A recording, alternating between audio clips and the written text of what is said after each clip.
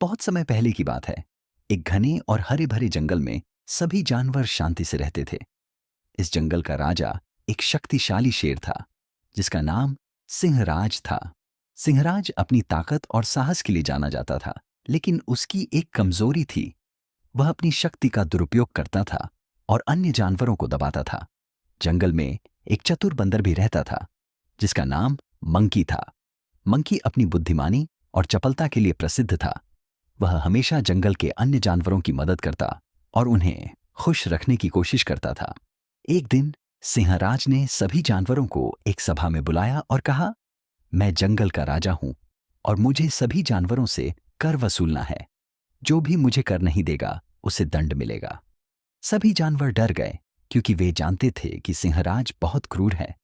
Monkey ने यह सुना और सोचा, हमें इस अन्याय के खिलाफ कुछ करना होगा। उसने एक योजना बनाई और सिंहराज के पास गया। मंकी ने सिंहराज से कहा, महाराज, मैं आपके लिए एक उपहार लाया हूं। सिंहराज ने उत्सुकता से पूछा, क्या उपहार है?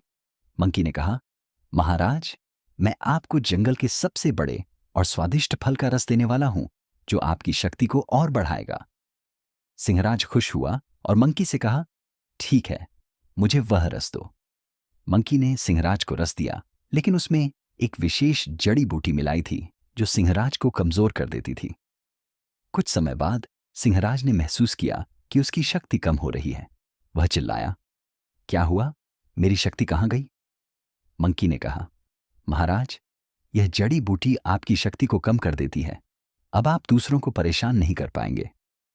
सिंहराज को अपनी गलती का एहसास हुआ और उसने मंकी से माफी मांगी। मंकी ने कहा, महाराज, सच्ची शक्ति दूसरों की मदद करने में है, न कि उन्हें दबाने में।